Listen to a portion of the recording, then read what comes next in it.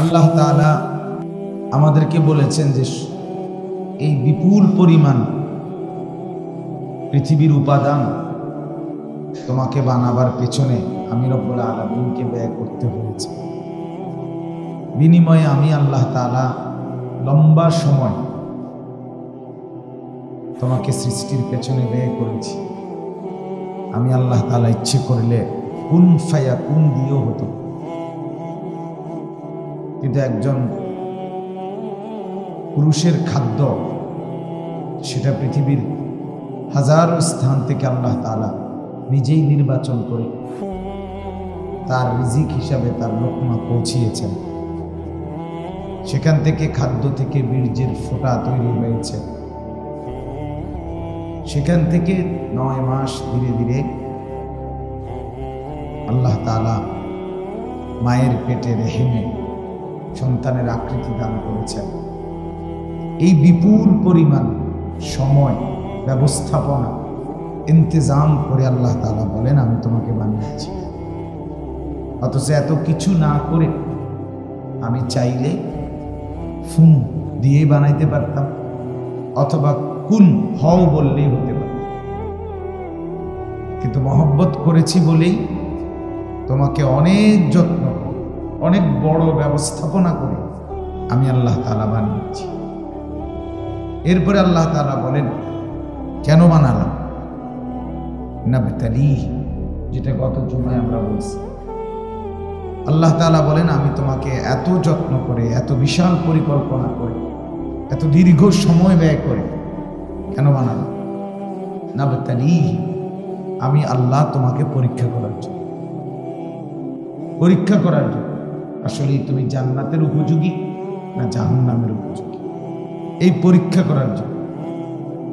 এজন্য কোরআনুল কারীমের অগণিত আয়াত থেকে কথা প্রমাণিত, দুনিয়া দারুল ইমতিহান, পরীক্ষার ঘর, আখিরাত হলো দারুল জাযা, ফলাফলের ঘর। এখানে পরীক্ষা হবে, সেখানে ফলাফল ঘোষণা হবে। এজন্য পরীক্ষায় পাশ করা ফেল করা আল্লাহ তাআলা বলেন আমি এটা দেখতে চাই। এরপরে আল্লাহ তাআলা বলেন তুমি যাতে যথাযথভাবে পরীক্ষা দিতে পারো, এজন্য আমি আল্লাহ তাআলা ফাজআলনাহু সামিআন বাসীরা, আমি তোমাকে কান দিয়েছি শুনতে, চোখ দিয়েছি দেখতে। তাহলে চোখ কান খোলা রেখে আমি আল্লাহ তাআলা গোটা পৃথিবী শুনতে এবং বুঝতে দেখতে সুযোগ করে দিয়েছি।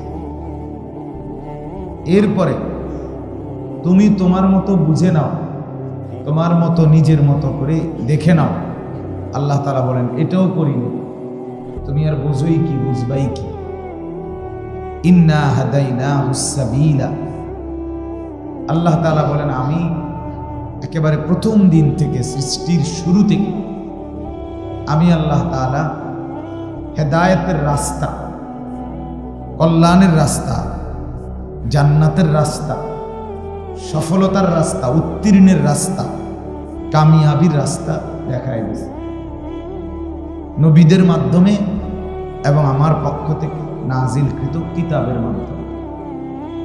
আমি আল্লাহ তাআলা আম্বিয়া এবং আম্বিয়াদের পরে উলামা, তাদের মাধ্যমে পুরা দিন তোমার কাছে ভালো মন্দ, আলো অন্ধকার, উচিত অনুচিত, করণীয় বর্জনীয়,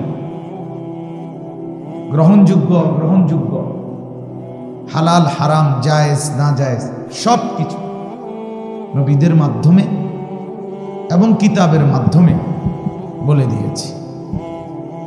আল্লাহ তাআলা বলেন এক তো তোমাকে যত্ন করে, অনেক সময় ব্যয় করে, অনেক বড় ব্যবস্থাপনা করে বানিয়েছি। এরপরে তোমাকে কান চোখ শুনবার জন্য, বুঝবার জন্য, দেখবার জন্য দিয়েছি। এরপরে একেবারে স্পষ্ট আলোর পথ, অন্ধকারের পথ, সব আমি একদম কমপ্লিট, বিস্তারিত, পরিপূর্ণ বলে দিয়েছি। আমি আপনাদেরকে গত জুমায়ও এটা বলছি যে আমি গত মাসে যখন দিল্লি গেছিলাম, তখন আমি ওইখানে দিল্লি এয়ারপোর্ট নাইমা নাম্বার আগে জিজ্ঞেস করছিলাম, আমারে ওইখানে যিনি রিসিভ করবে পরিচিত, উনি তো এয়ারপোর্টের বাইরে দাঁড়ানো ছিলেন।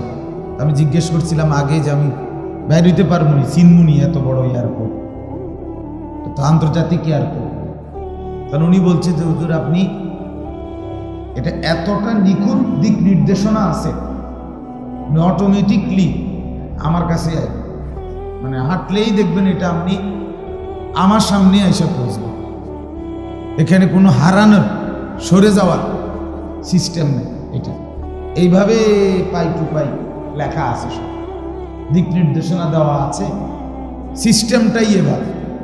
ঠিকই আমি সেই বিমান থেকে নেমে ওই ভাইয়ের কাছ পর্যন্ত যাইতে কোনো অসুবিধা হবে না, অপরিচিত আমার জন্য, কিন্তু এতটা নিখুঁত দিক নির্দেশনা। তো আল্লাহ তাআলা বলেন আমি জান্নাত পর্যন্ত পৌঁছার নিখুঁত দিক নির্দেশনা আমি তোমাকে দিয়ে দিচ্ছি, একদম পরিষ্কার, কোথাও গিয়ে আটকায় যাবে কোনো জায়গায়। এমন রাত দিন সকাল দুপুর, আনন্দ বেদনা আবেগ অনুভূতি, লেনদেন আচার আচরণ, বিয়ে শাদী অনুষ্ঠান উপার্জন, ব্যক্তি জীবন পারিবারিক জীবন সামাজিক জীবন, কোনো কিছুতেই আমি আল্লাহ তাআলা অস্পষ্ট অঘোষালো কিছু বলব।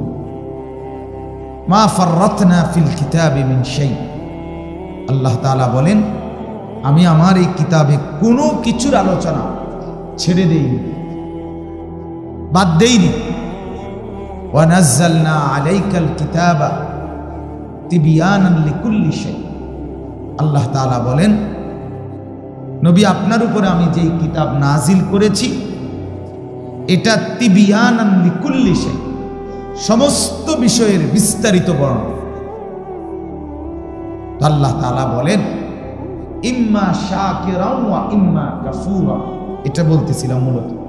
আল্লাহ তাআলা বলেন এই নিখুঁত দিক নির্দেশনা পথ বলে দেওয়ার পর নবী পাঠিয়েছি, কিতাব পাঠিয়েছি এবং সব কিছু বলে দিয়েছি, আবার একবার বলে দিয়ে ছেড়ে দেইলে প্রত্যেক জামানায় প্রত্যেক বছর সব সময় তোমার জন্য বুঝাবার মতো উপযুক্ত আলেম আমি জমিনে রাখছি। এমন যদি হয়তো ছোটবেলায় একবার বুঝাই দিছেন সব কি আর মনে থাকেনি, বুঝিনি সব, কয়টা খেয়াল রাখা যায় এমনও না। প্রতি মুহূর্তে আমি আল্লাহ তাআলা আমার দিন বুঝাবার জন্য উপযুক্ত লোক আমি তৈরি করতেছি, দিচ্ছি, জমিনে ছড়ায় দিছি। এরপরে তুমি পথ হারাবা কেন? এরপরে তুমি জাহান্নামী হবা কেন? এরপরেও তুমি নাফরমানি করবা কেন? আল্লাহ তাআলা বলেন তুমি এবার সিদ্ধান্ত নাও, ইম্মা শাকিরান ওয়া ইম্মা কাফুরা, তুমি কি আমার কৃতজ্ঞ বান্দা হবে নাকি কাফুর অকৃতজ্ঞ বান্দা হবে? তুমি সিদ্ধান্ত, তুমি ফয়সালা করো। একজন মানুষের চাহিদা প্রয়োজন সবকিছু পূরণের তো ব্যবস্থাপনা আছে, হালাল তরিকা।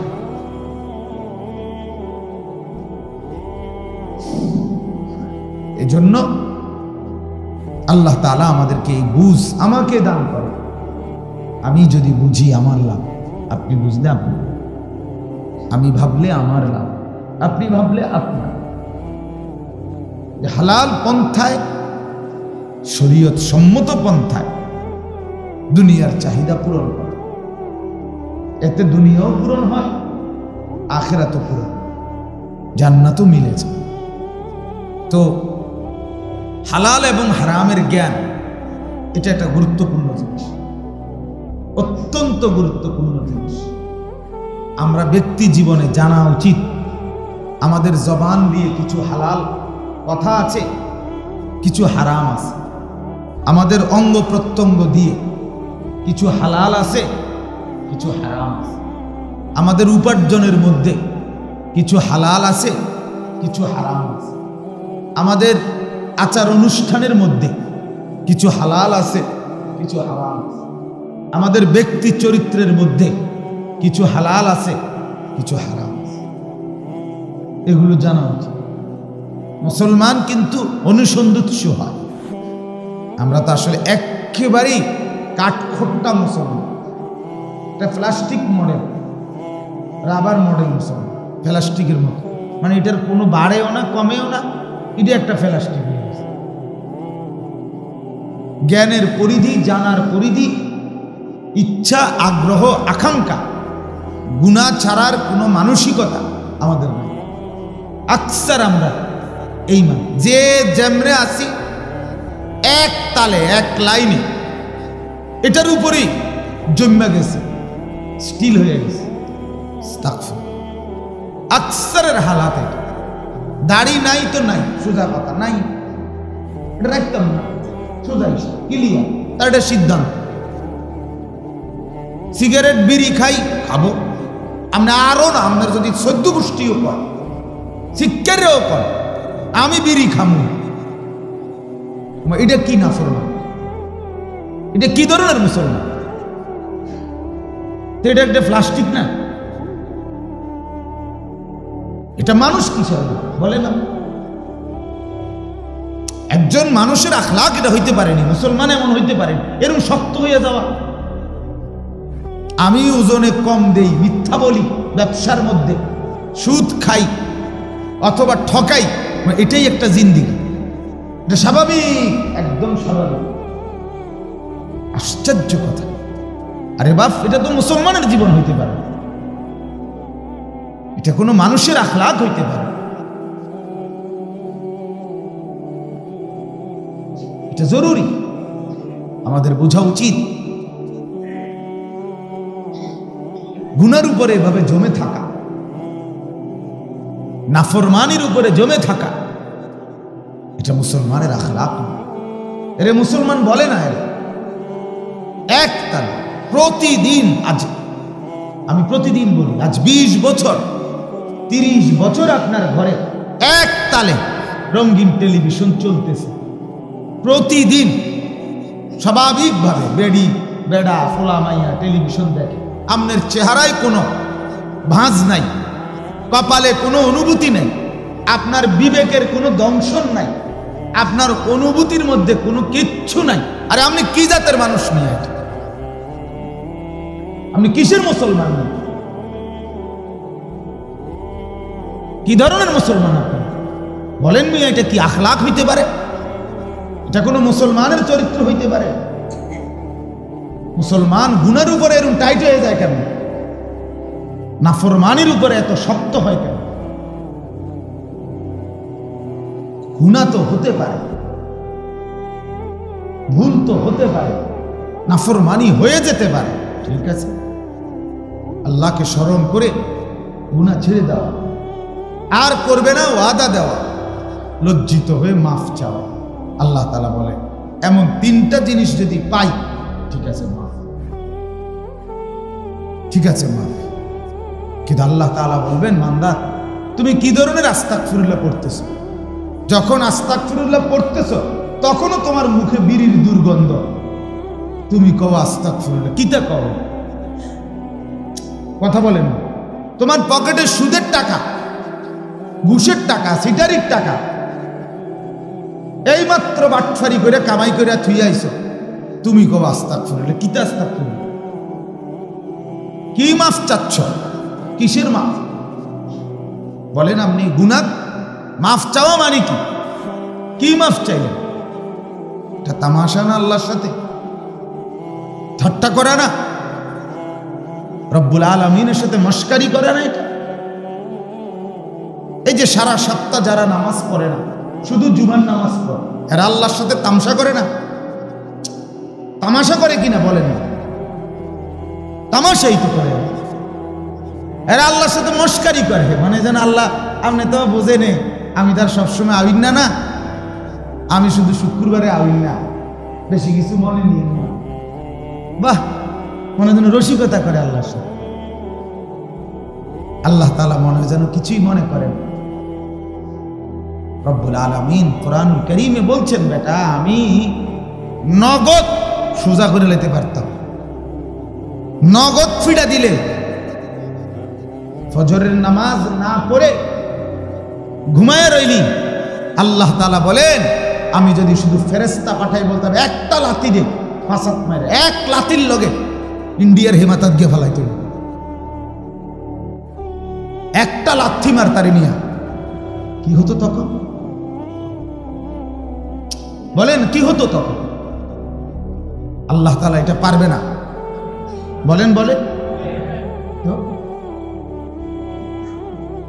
কারণটা গুনাহ ছেড়ে দেওয়া। আল্লাহ তাআলা বলেন, আমি দেখতে চাচ্ছিলাম ইম্মা শাকিরান ওয়া ইম্মা কাফুরা, তুমি কৃতজ্ঞ না অকৃতজ্ঞ, তুমি ডাকো না না ডাকো, মানো না না মানো, আমার কথা মনে থাকে না ভুলে যাও। খানা দেবো আমি, কোনো অসুবিধা নেই, খানার লেগে আটকাইতাম না, জিভুত দিমু, বাজার ব্যবসা দোকান কামাই রোজগারি কারে, এগুলো তো আমি কাফেরকেই দিই, বেঈমানকেই দিই, তোমারে দেব না কেন? তরকারি দিব না কেন? তো নাফরমানকেই দিই, নাস্তিককেই দিই। আমি যখন গত বছর চিল্লা লাগাইছিলাম তাবলিগে 40 দিন, তখন আমি খুলনা ছিলাম। আমি খুলনা 4টা বুয়েটে পড়ে, কুয়েট মানে খুলনা প্রকৌশল ইউনিভার্সিটিতে পড়ে 4টা ছেলে, অনেক ছেলে সেখানে দিন যা, শত শত ছেলে, কিন্তু বাকি এরকম কয়েকটা ছেলে দেখছি, কথাও হয়েছে ওদের সাথে, একেবারে স্পষ্ট ওদের বক্তব্য হলো আল্লাহ বলতে কিছু আছে, আমরা এটা বিশ্বাস করি, একেবারে স্বাভাবিক স্বীকারোক্তি। বললাম ভাই তোমার নামটা কি? হে নামও কয় না, এর যে না না এর যে মুসলমান নাম সে এইটাই বলেন। কি সাথে আল্লাহ তাআলা তো তার জন্য রোদের আলো, সূর্যের আলো, আল্লাহ তাআলা তার জন্য রিজিক, খাদ্য, খাবার দিচ্ছে না? দিচ্ছে কিনা বল? তো আপনারে দিত না, আমারে দিবে না কেন? এটা তো আশ্চর্য কিছু না বাপ। খাদ্য, পানি, আয়, রোজগার, স্ত্রী, সন্তান, বেতন, কামাই, রোজগারি, ব্যাংক ব্যালেন্স, সামাজিক স্ট্যাটাস, এগুলো তো মূল বিষয়। মূল বিষয় তো হলো আখিরাত। এই জন্য আমার অনুরোধ, ওয়াজে সব বলা যায় না, আসলে বয়ান সব সময় অল্প সময়কে নিয়ে করতে হয়, বলা যায় না। মূলত ওয়াজ মাহফিলের মূল, বয়ানের মূল ফিকির হলো অনুভূতি জাগানো, বিবেক জাগানো, যাতে করে শেখবার জজবা তৈরি হয়, জানবার। আমি আপনাদেরকে মনে করেন 1000 বার, আমি কালকে গত সপ্তাহে হিসাব করছি, আমার কাছে আশ্চর্য লাগে। আমি এই মসজিদে 8 বছর হয়ে গেছে, খবর আছে না? আলমগীর ভাই তো খবর নেই। 15 সালে আসছি মিয়া, 16, 17, 18, 19, 20, 21, 22, 8 বছর গিয়ে 9 বছর রাখ। বেতনে না বাড়ে না, কিন্তু বছর তো 8 বছর গেছে না বাড়ো। মাতা আমি কি আমনে করে কি না সবার সামনে কইতে পারবো, কিন্তু বুঝাইলাম কত 1000 বার বলছি কোরআনুল করিম তেলাওয়াত করার কথা বলে, একজন একজন মুসল্লি বলে, কত শতবার বলছি, 1000 বার বলছি কোরআন শুদ্ধ করেন। এখন আমার পক্ষে তো পুরা কোরআন 30 পারা, আপনারে একটা একটা লাইন ধরে শুদ্ধ করে দেওয়া এই জুমার বয়ানের মধ্যে সম্ভব? আমার সর্বোচ্চ হলো অনুভূতি জাগানো, বিবেক জাগানো, আপনার ফিকিরে জাগানো, এটা আপনার দিমাগ দিলে অনুভূতি তৈরি করে। কিন্তু আপনাদেরই জিম্মাদারি শিখে নাও, আপনাদেরই জিম্মাদারি হালাল হারাম জেনে নাও। আমি চাকরি করছি, আমার এখানে হালাল কি হারাম কি? আমি ব্যবসা করতেছি, আমার এখানে হালাল কি হারাম কি? সাধারণ মানুষের একটা সহজ বুদ্ধি হলো, উনি যা করে শুধু ওই ব্যাপারে যদি শরীয়তের বিধান জেনে নেয় যথেষ্ট। কথা বুঝেন না? আমরা লাগে ঝামেলা, আমরা দোকানদারের মাসলাও বোঝন লাগে, ব্যাংকারের মাসলাও বোঝন লাগে, কারণ আমি তো হুজুর, আমাকে তো সবার কথার কি দিতে হবে, জবাব দিতে হবে। আর আমগো ফেজ বেশি, কিন্তু আওয়াম, আপনাদের সাধারণ মুসলমান যারা আলেম না, তাদের সহজ। আপনি চাকরি করেন, আপনি শুধু আপনার চাকরির মাসলাটা বুঝছেন, আপনি আবার আরেকজনের মাসলা বুঝার কি নাই দরকার, তাহলে সহজ। আপনার অল্প কিছু হালাল হারামের বিধান, এটা আপনি জেনে নেন, অল্প কিছু বিধান। এই জন্য আজকে আমি আবারও বললাম, একটু শক্ত বলছি, কি করব, আসলে এই দিলের অনুভূতির কারণেই বলি, একটু শক্ত করে বলি এই উদ্দেশ্যে যে গুনাহ ছাড়া দরকার। আল্লাহ তাআলা বলছেন, বান্দা আমি দেখছি, কিন্তু তুমি কৃতজ্ঞ না অকৃতজ্ঞ, আমি আল্লাহ তাআলা দেখছি। তো আমি যে আয়াতটা পড়ছি, মূলত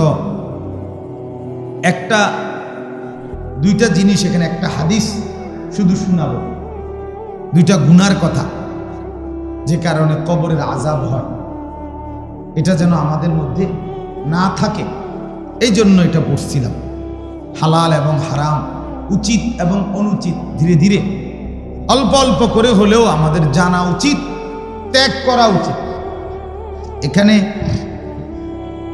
একটা গুরুত্বপূর্ণ হাদিস, আন ইবনে আব্বাস রাদিয়াল্লাহু তাআলা আনহুমা, নবীজি সাল্লাল্লাহু আলাইহি ওয়াসাল্লামের সাহাবী হযরত আব্দুল্লাহ ইবনে আব্বাস রাদিয়াল্লাহু তাআলা আনহুমা থেকে বর্ণিত, নবীজির চাচাতো ভাই তিনি।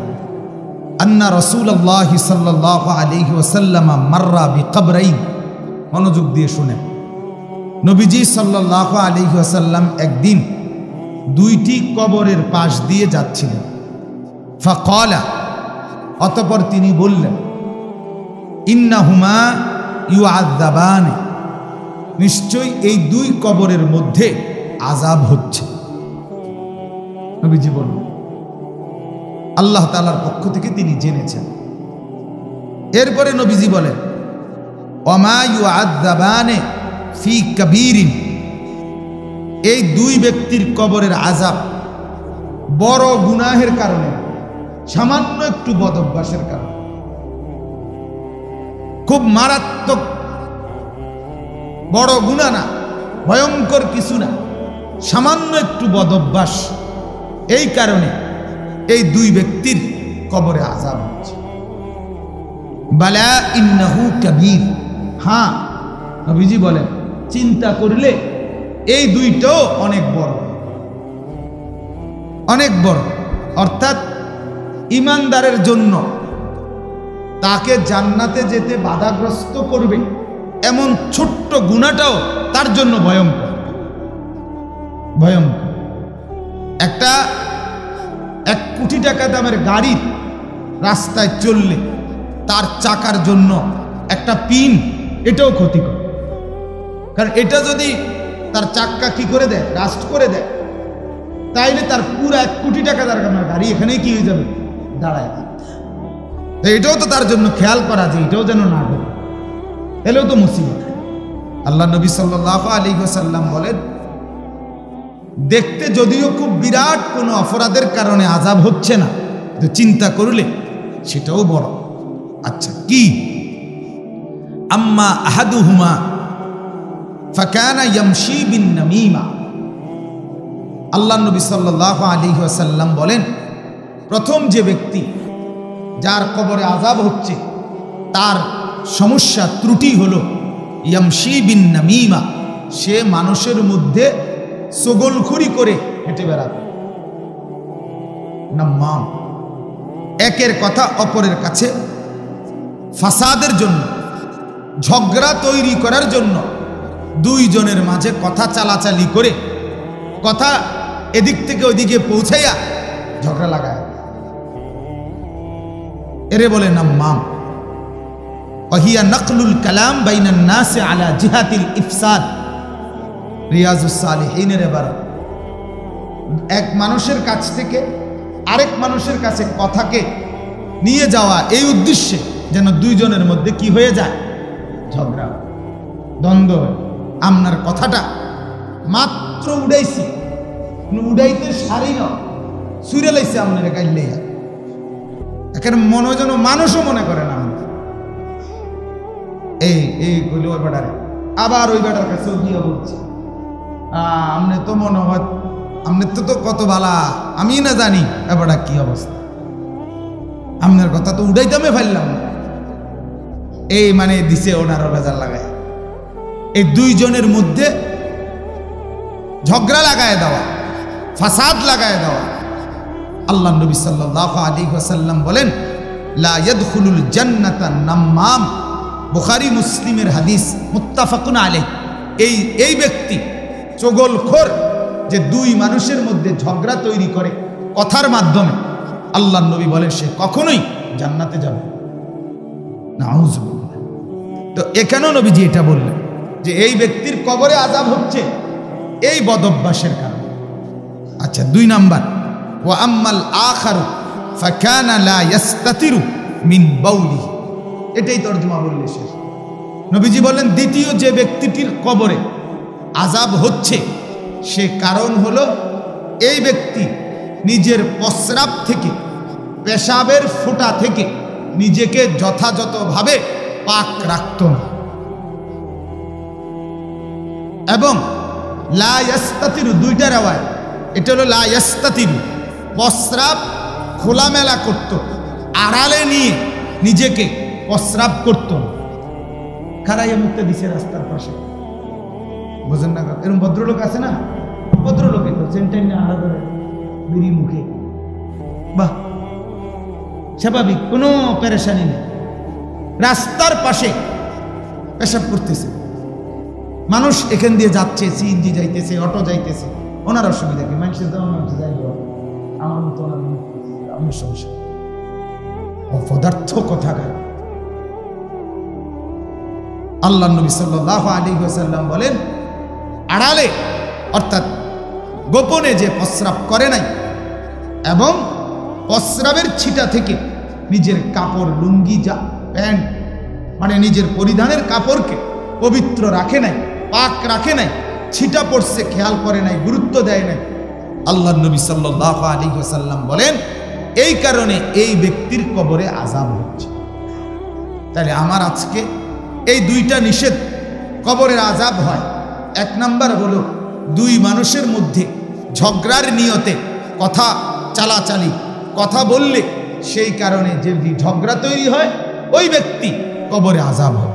2, প্রস্রাবের ছিটার থেকে যথাযথভাবে নিজেকে যে পাক রাখে না তার কবরে আযাব হবে। এখন বলেন, শেষ এই বাক্যটা শুধু মনে করেন, যে ব্যক্তি পেশাবের ছিটার থেকে খেয়াল করে নাই, লুঙ্গি পড়ছে, প্যান্টে পড়ছে, এটাই যদি কবরের আযাবের কারণ হয়, তো যে বেটা পেশাব করে পানি নেয় না, ঢিলা কুলুক ব্যবহার করে না, প্যান্টের ভিতরে পেশাব ফোটা ফোটায় পড়ে, এটা নিয়ে তার রাত কাটে, দিন কাটে, এই অপদার্থের অবস্থা কি হবে? তার হালাত কি হবে? তার কবরে কি আযাব হবে বলো? অসংখ্য অগণিত মানুষ তো প্রস্রাব করে পানি নেয় না, পেশাব করে পাক পবিত্র হয় না। এজন্য দয়া করে পেশাব পায়খানার পরে টয়লেট পেপার ব্যবহার করা, পানি যথাযথ ব্যবহার করা, এটা সর্বোচ্চ গুরুত্ব দিয়ে ইহতেমাম নিজের জীবনে গুরুত্ব আরোপ করবেন। বলেন ইনশাআল্লাহ, বলেন ইনশাআল্লাহ।